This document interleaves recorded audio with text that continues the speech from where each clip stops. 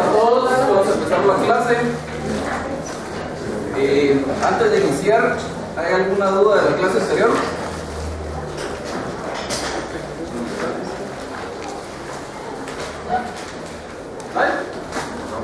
Entonces continuamos. Si se recuerdan, de lo último que estuvimos hablando fue de los principios procesales y habíamos hablado ya sobre dos de ellos. Habíamos hablado ya sobre dos de ellos que dijimos que era muy importante tratarlos porque son principios contrapuestos que de una u otra forma ambos se presentan en el proceso civil guatemalteco, que son el inquisitivo y el dispositivo.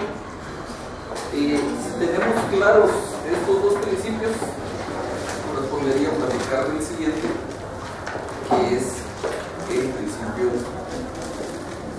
de contradicción. El principio de contradicción, básicamente, de lo que se trata es de que ambas partes deben tener iguales oportunidades para el ataque y la defensa en el proceso. O sea, no es válido un proceso en el que solo una de las partes tenga la posibilidad de expresar sus argumentos, de proponer sus pruebas, etcétera, sino que ambas partes deben tener iguales posibilidades. Así, por ejemplo, si la parte actora tiene el derecho de plantear su demanda, la parte demandada tendrá el derecho de contestar. Si la parte demandada tiene el derecho de plantear excepciones previas, pues va a haber una audiencia que se va a conferir a la parte actora antes de plantear esas excepciones previas. Y se manifiesta también este principio en materia de prueba. El artículo 129 del Código dice que las diligencias de prueba deben recibirse con citación de la parte contraria y sin ese requisito no se tomarán en consideración las pruebas. Entonces, si yo tengo el derecho de proponer un medio de prueba, la otra parte tiene el derecho de estar enterada para fiscalizar el diligenciamiento de ese medio de prueba, de tal manera que si yo lo propuse pero no lo había ofrecido, que de eso vamos a hablar un poquito más detenidamente en su momento, pues obviamente el juez no debería admitirme ese medio de prueba. Si el juez lo admite, la otra parte podrá plantear lo que considera pertinente, o aún si el medio de prueba era admisible, pues entonces la otra parte podría querer hacer algo con respecto a ese medio de prueba según el medio de prueba de que se trate. Por ejemplo, si es una declaración de las partes, la otra parte podrá pedir que yo como articulante esté presente al momento del diligenciamiento de la prueba para dirigirme otras preguntas después, etc. Entonces, básicamente de eso se trata este principio de contradicción. El siguiente es el de igualdad. El principio de igualdad no es más, en el proceso, no es más que un reflejo del principio de igualdad en general que establece el artículo 4 de la Constitución. El artículo 4 de la Constitución, aunque la redacción parecería ser muy limitada, dice que todos los seres humanos son libres e iguales en dignidad y derecho. Al final de cuentas no son todos los seres humanos, sino todas las personas en general. Las personas jurídicas también, por supuesto, con las salvedades que habría que hacer al respecto, tienen ese derecho de igualdad. Entonces, de lo que se trata en el proceso es básicamente que las dos partes van a ser tratadas como iguales. El juez no puede tener preferencia por alguna de las partes, ni siquiera en aquellos procesos que aquí estamos hablando estrictamente del proceso civil, pero ni siquiera en aquellos procesos como el proceso de trabajo, por ejemplo. El proceso de trabajo, el derecho de trabajo, mejor dicho, es el código de trabajo que es tutelar de los trabajadores, pero por supuesto existe una diferencia muy grande entre que el derecho sea tutelar de los trabajadores y que el juez esté parcializado a favor de alguna de las partes. Lo primero es lo que el juez puede y debe hacer: tutelar a los trabajadores, velar que por la posición de desigualdad en que están ubicados no se vean perjudicados sus derechos, pero no puede estar parcializado a favor de los trabajadores, mucho menos en contra de ellos, pero pues incluso de trabajo no puede estar parcializado. Como ya razón en el proceso civil, entonces suponemos que las partes están más en una posición de igualdad, pues en el proceso debe respetarse también esa posición de igualdad. Incluso en nuestra materia, en derecho de familia, dice la ley de tribunales de familia que el juez debe procurar que la parte más débil de la relación familiar quede adecuadamente protegida. Igual se trata de nivelar la balanza, que se supone que de entrada está un poco desnivelada, tratando de evitar que la parte más débil, que normalmente son los niños, quede desprotegida como consecuencia de un proceso judicial. Pero de todas formas, el juez de familia es un juez imparcial que debe respetar esa igualdad de las partes. Recuerden, si van teniendo dudas, me van diciendo. No tiene sentido que vayamos avanzando si no quedan claros los puntos. Los siguientes, al igual que el inquisitivo y el dispositivo, son dos principios que se contraponen y que de una u otra forma ambos se presentan en nuestro proceso civil, que son el de escritura y el de oralidad. Como su nombre lo dice, se tratan estos principios de si el proceso va a ser esencialmente oral o esencialmente escrito. Y en nuestro medio el proceso es esencialmente escrito, el proceso civil es esencialmente escrito. Incluso el que por nombre lleva juicio oral, ese también está más impregnado del principio de escritura de lo que debería. Además de eso, tenemos otros dos procesos de conocimiento, que son el juicio ordinario y el juicio sumario. Tenemos procesos de ejecución y hay procesos especiales. Todos esos son totalmente escritos, salvo algunas diligencias muy particulares en las que de una forma muy limitada existe alguna presencia del principio de oralidad. Por ejemplo, en las diligencias de prueba, se supone que la diligencia de prueba se desarrolla verbalmente, aunque si alguno de ustedes ha estado presente en una diligencia de prueba de un juicio civil, sabrá que esa oralidad es muy limitada, porque en realidad todo se documenta mediante actas. Entonces, si yo voy a prestar declaración de parte, para empezar tengo que contestar sí o no, obligatoriamente una de esas dos, y luego me puedo quedar con el sí o el no, o si quiero puedo dar alguna explicación. Entonces, si yo contesto sí, y voy a explicar, y voy a extenderme un parrafito en mi explicación, pues tengo que esperar que la persona encargada del trámite de la audiencia copie literalmente en una computadora lo que voy dictando. Entonces, la posibilidad de una oralidad en todos estos procesos en la práctica es muy limitada.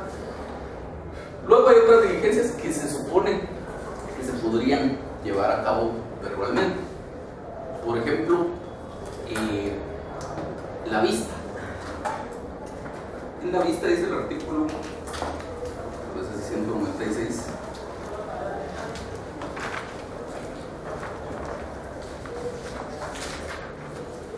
En el segundo párrafo, el juez de oficio señalará dinero para la vista dentro del término señalará la ley constitutiva de los ordenamientos judiciales, oportunidad en la que podrán alegar de palabra o por escrito los abogados de las partes y estas si así lo quisieran. O sea, en teoría, el alegato de la vista podría ser presentado de forma oral, nunca se hace de esa forma, pero por lo menos en el plano teórico ahí está la posibilidad en todos los procesos en donde hay vista. Entonces, pero vemos que en todos esos que dijimos, los procesos de conocimiento que son escritos, que son el ordinario y el sumario, más todos los procesos de ejecución, más todos lo que el código denomina como procesos especiales, el principio de oralidad prácticamente no existe. Hay algunas pinceladas por ahí, pero con todas estas limitaciones que ya conversamos. Luego, decíamos, existe un juicio que por lo menos de nombre es el juicio oral. Y se supone que si se llama juicio oral, debería ser un proceso en donde el principio de oralidad estuviera presente con mayor fuerza. Pero al final de cuentas, en la práctica, por mala práctica un poco y tal vez por una regulación no tan adecuada, tampoco es así. Perdón, así vemos que, por ejemplo, está previsto para el juicio oral que la demanda puede ser presentada verbalmente o por escrito. Todo el mundo la presenta por escrito, salvo en algunos casos de familia que la presentan verbalmente, pero en líneas generales la demanda se presenta por escrito aún en el juicio oral. Y es que al final de cuentas es más conveniente. El próximo semestre ya les explicarán a ustedes en detalle por qué, pero estando las dos posibilidades se recomienda presentar la demanda por escrito. Lo mismo con la contestación de la demanda. Se podría presentar verbalmente, se recomienda hacerlo por escrito y la mayoría lo hace por escrito. Ahí sí hay algunas excepciones de algunos que prefieren hacerlo verbalmente, pues son muy contadas. Y luego el desarrollo del proceso, que van a ver ustedes en detalle el próximo semestre, que es un proceso que supuestamente es por audiencias. Entonces pasa lo mismo que el ejemplo que les ponía con la declaración de las partes. Se supone que se desarrolla por audiencias, de forma verbal, pero igual todo queda documentado literalmente en un acta. Entonces al quedar todo documentado literalmente en un acta, hay que esperar que alguien escriba todo eso que está pasando. Y ahí se muere la oralidad. No ocurre, no sé si alguno de ustedes ha estado presente en una audiencia de un proceso penal en que ahí sí hay una verdadera oralidad. Porque pasa eso, queda grabado lo que pasa en la audiencia, al final de cuentas a cada quien le dan un disco y se acabó. Lo mismo está pasando ya desde hace algún tiempo con los juicios de trabajo. Deberíamos llegar al punto en el que algo similar pase en el proceso civil, pero ya no solo en lo que se llama juicio oral, porque la aplicación del juicio oral no es tan extendida. Están los otros procesos de conocimiento, el ordinario, el sumario, más todos los de ejecución, más todo lo que el código denomina procesos especiales. Y al final de cuentas, lo que se tramita por la vía del juicio oral son solamente algunos asuntos. Entonces deberíamos llegar a algún punto en que hay una verdadera reforma del proceso civil y que todo esto vaya cambiando, pero básicamente de eso se tratan los principios. ¿Dudas hasta aquí? Sigamos entonces con el principio de publicidad.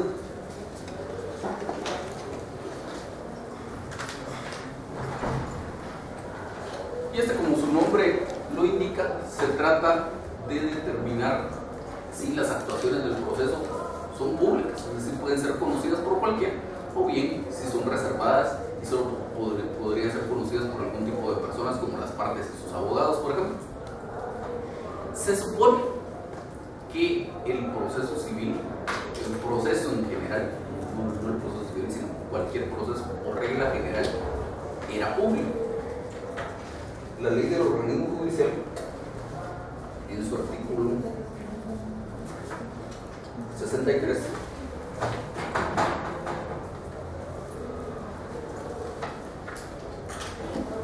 establece: los actos y diligencias de los tribunales son públicos, salvo los casos en que por mandato legal o por razones de moral o de seguridad pública deban mantenerse en forma reservada. La calificación será hecha por el juez en casos muy especiales y bajo estricta responsabilidad. En todo caso, los sujetos procesales y sus abogados tienen derecho a estar presentes en todas las diligencias o actos de que se trata y hacer las observaciones y protestas que proceden y en general enterarse de su contenido. Entonces se supone que la regla general para todos los procesos era que fueran públicos. Luego con el Código Procesal Penal, pues obviamente ahí se establece que por lo menos la parte de la investigación es reservada para los extraños y solo la pueden conocer las partes y sus abogados, y todavía más hay posibilidades de declarar algunos periodos de reserva. Pero ya la fase de debate es una fase pública. En el proceso civil lo que teníamos era esta norma general con la adición de que en el artículo 129 del Código se establece la publicidad de las diligencias de prueba.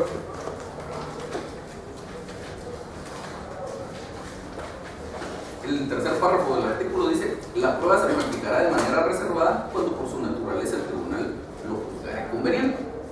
Y eso obviamente quiere decir que si cuando el tribunal lo juzgue conveniente la prueba se va a practicar de forma reservada, quiere decir que si no hay esa consideración del tribunal de que existe una necesidad de que la prueba sea reservada, la prueba debería practicarse de forma pública. Y entonces supuestamente ese era nuestro marco regulatorio. O como a veces al hacer una regulación legal no se consideran todas las posibles repercusiones de esto. Desde hace algunos años tenemos la Ley de Acceso a la Información Pública. Se supone que es una ley que está orientada o cuyo objeto era pues hacer más públicos los actos de la administración. Pero por una mala regulación en esa ley está establecido que dentro de las cuestiones que son reservadas están los procesos judiciales. Entonces, supuestamente de conformidad con esa norma, ya toda esta publicidad de la que estamos hablando, por lo menos para el proceso civil, habría dejado de existir. En la práctica, no sé qué tanto estén implementando ese tema, pero si fuéramos al estricto tenor de la ley, debería haberse acabado la publicidad para el proceso civil, porque tenemos esta norma que es posterior, principio que ustedes ya conocen, las normas posteriores derogan a las anteriores, y toda esta publicidad de la que estamos hablando habría quedado sin efecto. Siguiente principio, muy importante, es el principio de preclusión. El principio de preclusión básicamente de lo que se trata es de que el proceso se desarrolla por etapas sucesivas, y el hecho de que lleguemos a una determinada etapa clausura la etapa anterior e impide regresar a cualquiera de esas etapas anteriores. Esa es la regla general. Si llegamos a una determinada etapa del proceso, no podemos volver atrás. De esta manera, como por ejemplo, si yo soy demandado y contesto la demanda, no puedo plantear después excepciones previas.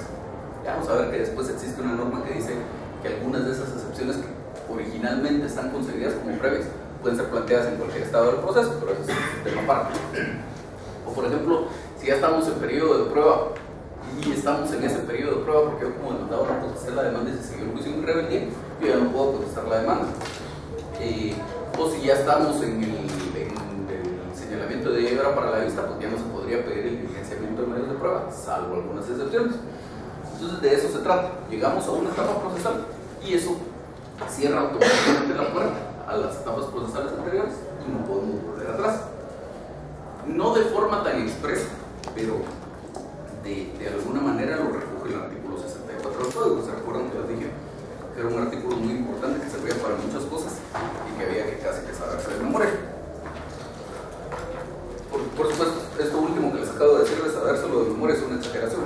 Saber las cosas de memoria no sirve de mucho, pero sí el conocer su contenido. Dice la norma en el segundo párrafo: vencido un plazo o término procesal, se dictará la resolución que corresponda al estado del juicio sin necesidad de gestión alguna. Entonces, aunque no recoge expresamente la parte de que se va cerrando la puerta y que no se puede volver atrás, pues sí evidencia la norma el hecho de que el proceso se desarrolla por etapas. Y al desarrollarse por etapas se produce este efecto de la preclusión. El siguiente es el principio de adquisición.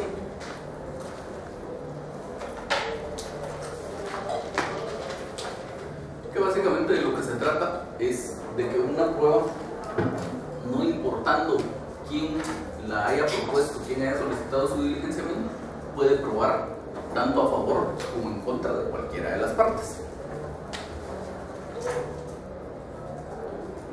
Entonces, si yo propuse un determinado medio de prueba, digamos un documento, y resulta que este documento prueba un hecho que desvirtúa el planteamiento que yo estoy haciendo dentro del proceso, no podría al final de cuentas pretender que el juez no lo tome en cuenta porque es un medio de prueba que yo propuse y que perjudica mi posición jurídica. Al final de cuentas el principio este se traduce en decir que las pruebas son del proceso y no de las partes. Y el proceso el código, no lo recoge de forma general, pero sí lo establece expresamente para el tema de los documentos en el artículo 177. En el último párrafo: el documento que una parte presente como prueba siempre probará en su contra. Y luego, para la declaración de las partes, en el artículo 139 dice: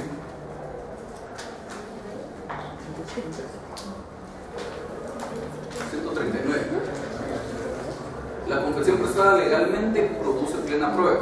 Las aserciones contenidas en un interrogatorio que se refieren a hechos personales del interrogante se tendrán como confesión de esto. Es decir, si yo pido que la otra parte preste declaración, lo que yo diga en ese interrogatorio se tiene como que si yo lo estoy confesando. Entonces hay que tener cuidado con eso. Y finalmente el 141: cuando la confesión no se haga al absorber posiciones, sino la demanda o en otro estado del proceso, la parte interesada podrá pedir y deberá decretarse la ratificación. Hecha esta, la confesión quedará perfecta. Es decir, ya ni siquiera solo los medios de prueba propiamente dichos producen este efecto de la adquisición, sino además cualquier memorial que yo presente.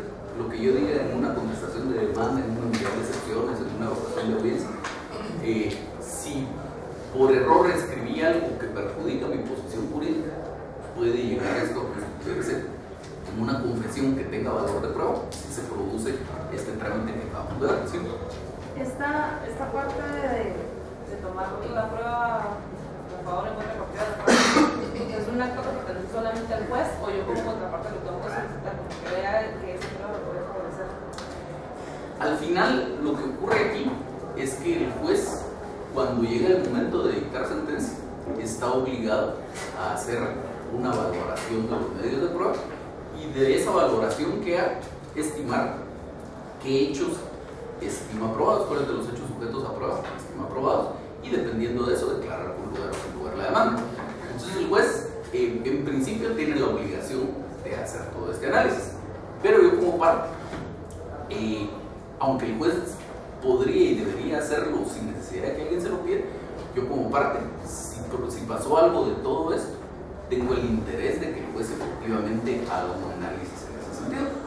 Entonces hay un momento en el proceso que se llama vista. Entonces cuando ya terminó todo el trámite, ya se diligenciaron las pruebas, etc., entonces el juez señala un día y hora para la vista. No en todos los procesos, pero por lo menos en el ordinario, que es el que nos interesa este semestre, sí. Y entonces en ese día y hora para la vista, el principal efecto es precisamente que cada una de las partes haga su propio análisis de lo que pasó con esos medios de prueba, que considera que estaba sujeto a prueba para sostener mi propia posición jurídica, que considero yo que estaba sujeto a prueba para sostener la posición jurídica del contrario, y tratar de hacerle un razonamiento al juez de cómo con los medios de prueba que se diligenciaron se prueba aquello que me favorecía a mí y no se probó aquello que me favorecía al contrario. Entonces, si por ejemplo usted pidió que yo prestara declaración de parte y en su interrogatorio afirmó algo que beneficiaba mi posición jurídica, yo en el alegato de la vista le diría al juez que cuando la señorita pidió que yo prestara declaración de parte, en su interrogatorio en la pregunta número tal dijo tal cosa y ese hecho me favorece por estas circunstancias, etc. ¿Alguna otra duda? Sí. Para que la confesión, digamos, en los escritos de demanda y eso que estábamos hablando, tiene que haber una ratificación de lo contrario, no se puede valorar como prueba o sí. Para los escritos, es que ahí vimos dos normas distintas. Vimos primero en el 139 que en los interrogatorios las afirmaciones que constan en el interrogatorio se tienen como prueba, como una confesión de quien está planteando el interrogatorio. Entonces eso no necesita una diligencia posterior, simplemente es automático. Usted lo podría pedir de todos modos para confirmar, pero ahí la confesión es automática.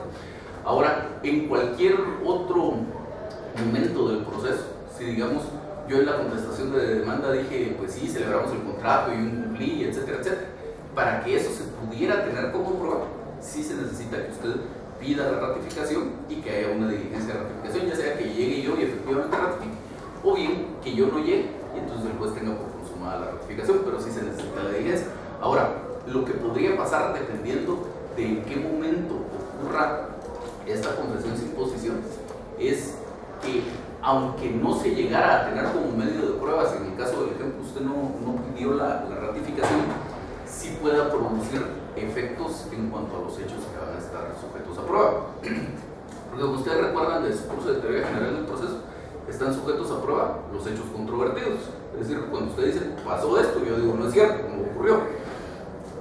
Entonces, si en su demanda usted dice que ocurrió un determinado hecho y en mi contestación de demanda yo afirmo que de verdad sí ocurrió, entonces, aunque no va a haber una prueba propiamente en cuanto a ese hecho, el hecho tampoco va a estar sujeto a prueba, porque no es un hecho controvertido. Entonces, si es en esos momentos, digamos, en la demanda o en la contestación que se producen estas afirmaciones, de todos modos es conveniente pedir la ratificación, pero se vuelve menos indispensable, digamos, porque tiene esos efectos. Ahora, si yo lo hubiera expresado en cualquier otro momento, ya los hechos del proceso, los hechos sujetos a prueba quedaron fijados desde que usted planteó su demanda y yo planteé mi contestación. Entonces lo que yo dijera después ya no afecta a eso. Todos ya los hechos sujetos a prueba están establecidos. Y si usted no pide la ratificación, entonces sí se va a perder la oportunidad de tener una prueba respecto de los hechos. La ratificación se pide por medio de un escrito también. Sí. Y al momento de que yo pido que usted ratifique, pero usted llega, pero no quiere ratificar, ¿qué pasa? ¿Produce o no produce prueba? No puede no ratificar. Básicamente, por eso es que a esta diligencia normalmente uno ni siquiera acude, a no ser que el mismo día le hayan señalado, por ejemplo, a las 9 de la mañana esta diligencia de ratificación y a las 9:30 una declaración de las partes, que si va a llegar, pues evacúa las dos audiencias o se llevan a cabo las dos diligencias. Pero si lo citan a usted solo a ratificar su memorial, usted normalmente ni llega, porque usted no puede decir ese memorial no es mío o yo no dije eso, porque ahí está en el proceso, a no ser que efectivamente le hayan falsificado su firma en un memorial, que sería una cosa extraordinaria. Pero en líneas generales usted no puede desconocer ese memorial que fue suyo, ni sería válido decir es que no fue mi intención o mi abogado se confundió, etc. Si ya está en el proceso, ya se acabó. Prácticamente si usted llega, se da por ratificado. Exacto, lo único que puede decir es si es el memorial que lo presenté, es el firme. Nada más. ¿Más dudas? Sí. Siguiente principio de economía procesal.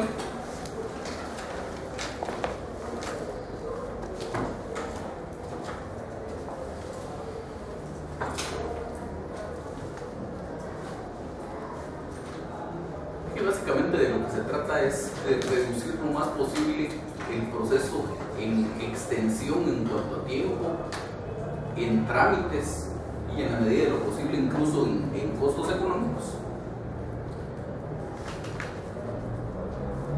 para que a la brevedad posible pudiera tenerse una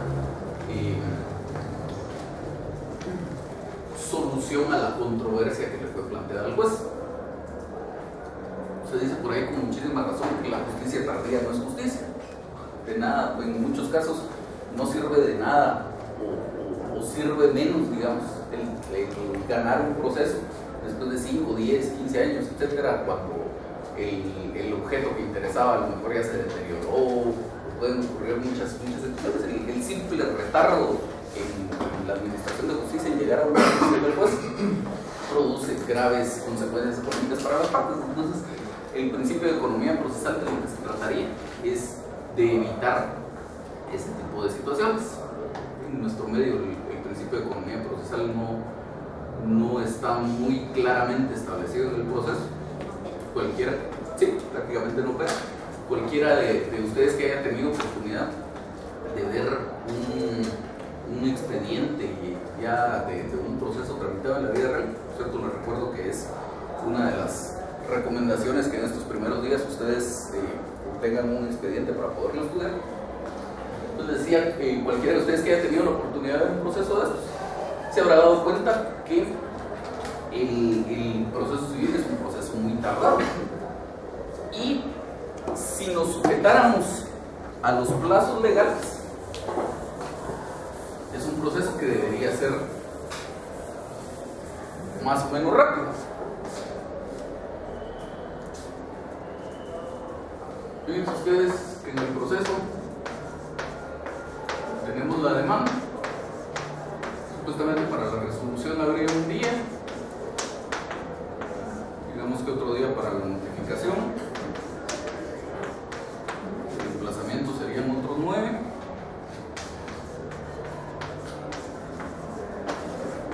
el periodo de prueba son 30,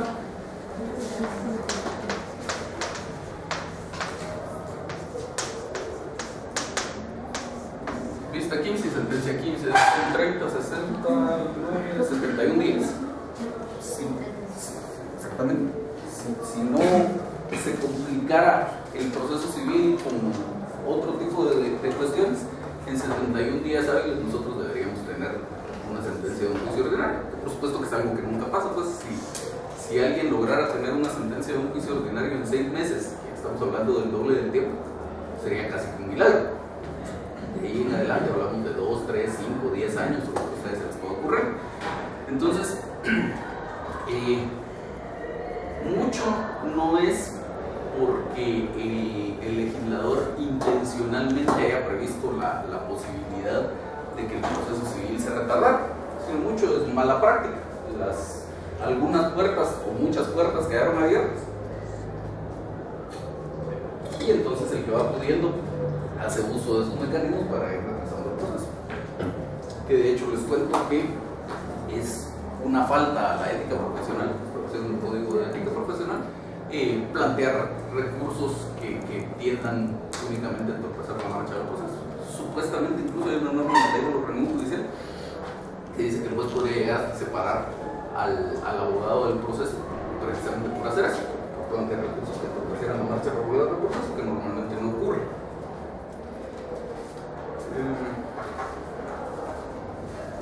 Siguiente principio es el de inmediación.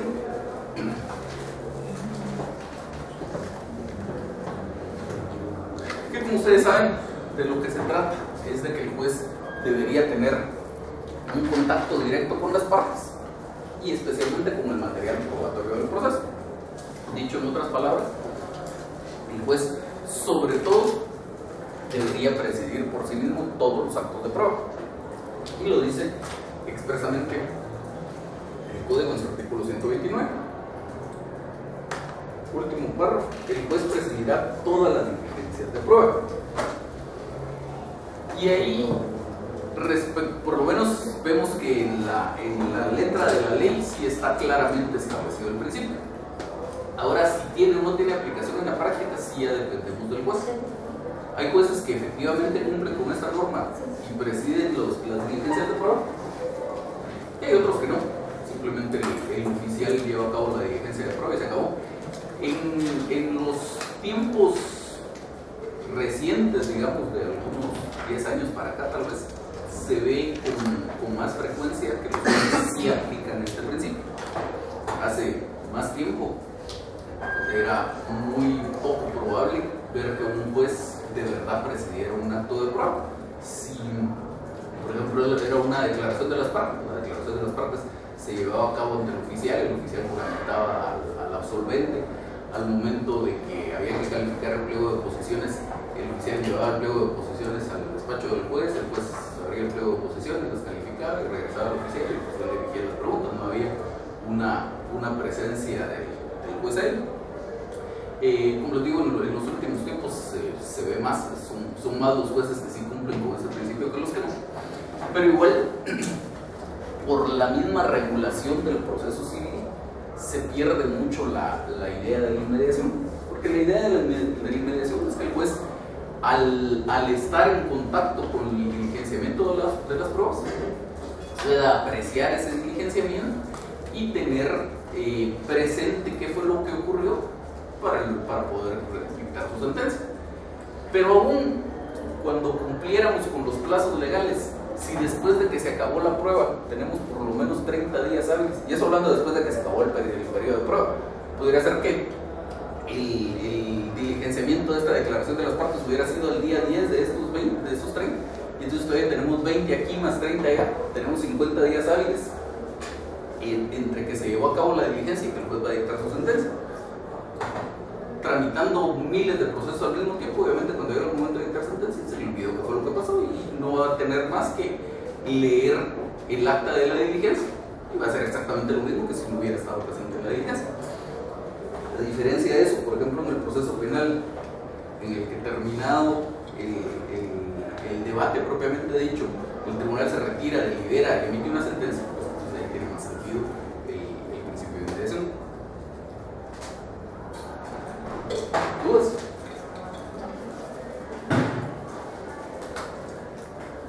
Y finalmente hablamos del principio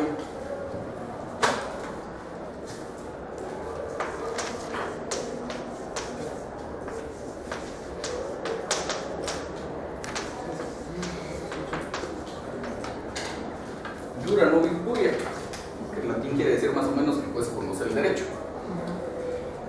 De lo que se trata este principio es de que existe una presunción de que el juez conoce todo el ordenamiento jurídico. Y entonces, en atención a esa presunción, existen algunas consecuencias que son muy importantes para el proceso. De hecho, como pura presunción, la ley del organismo judicial en su artículo 3 supone que todos deberíamos conocer el ordenamiento jurídico. Dice: contra la observancia de la ley no puede alegarse ignorancia, desuso, costumbre o práctica en contrario. No puede alegarse ignorancia quiere decir que para yo poder cumplir la ley y siendo que no puedo alegar ignorancia, se supone que la conozco toda o debería conocerla toda, que por supuesto nadie conoce todas las leyes del ordenamiento jurídico, pero es la presunción para que el sistema pueda funcionar. Si no, cualquiera incumpliría la ley y diría simplemente: es que yo no conocía esa norma y se acabó. Entonces, con mayor razón, siendo que los jueces son letrados, es decir, son conocedores del derecho, todos los jueces de primera instancia para arriba tienen que ser abogados y los de paz la mayoría son abogados. Entonces, ante esa circunstancia, existe una presunción de que el juez conoce el derecho, y siendo que el juez conoce el derecho, se producen circunstancias como el juez no está limitado únicamente a aplicar las normas jurídicas que le invoquen las partes. Es decir, si la parte actora invoca el artículo A y la parte demandada invoca el artículo B, y el juez estima que ninguno de esos dos es el aplicable al caso concreto, sino que es el artículo C, el juez perfectamente puede resolver aplicando el artículo C, siempre y cuando se sujete a todo lo demás que fue planteado por las partes.